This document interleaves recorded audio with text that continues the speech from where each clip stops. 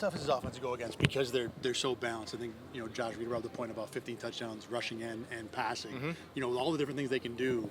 You obviously can't lean one way. How difficult does that make it? Oh, very difficult. Obviously it starts with the quarterback, and just watching him throughout the last couple of years, just the way he orchestrates that offense is pretty impressive. So, and just had weapons around him from the offensive line to the running back to the tight end. I know he's injured right now, but then the receiver. So.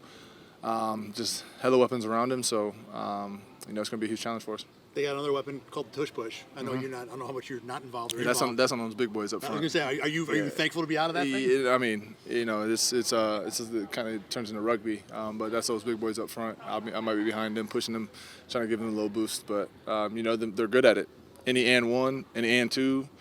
Sometimes they even get 4 or 5 yards doing it. Other teams trying to duplicate it and can't. So.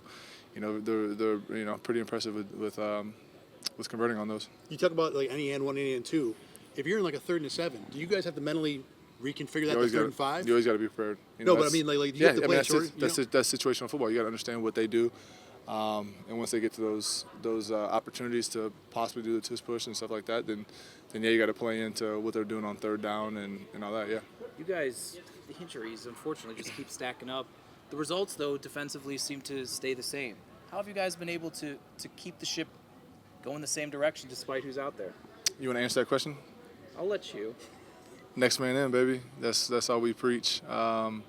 It's difficult, though. Obviously, having guys step in, communication-wise, for the guys that have been around here for a long time, is kind of, it's come second nature, whether it's the playbook or, matching up routes or run fits and stuff like that. But having guys step in, the younger guys or even guys that are backups are doing an amazing job stepping in and playing their part, and that's all we can ask them to do. And so this defense is just going to continue to go as guys just stick together. And injuries happen. We understand that. We're not going to use that as an excuse. But damn, man, we haven't been able to stay healthy. It's part of the business. You answered that better than I would. Gotcha.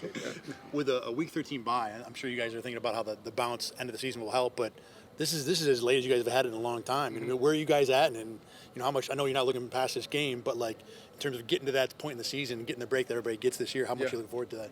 Oh, always looking forward to it. Just sometimes it's good, especially having it this late, just to get away from football for a couple of days, hang with your family, and do all that type of stuff. But where are you guys at right now, though, physically? Because it's been a long. It's been like everybody's banged up. Everybody Mm-hmm. around the league's banged up right now, and this is just that time of year.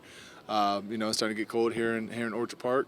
Snow's going to be coming soon, and it's just that time of year where you're banged up, and it's mentally you got to just prepare yourself to go out there each and every week and play your best ball. No excuses, whether it's the weather, how your body's feeling, injuries, anything like that. It's just we got to go out there and compete and do what we can do to get some wins.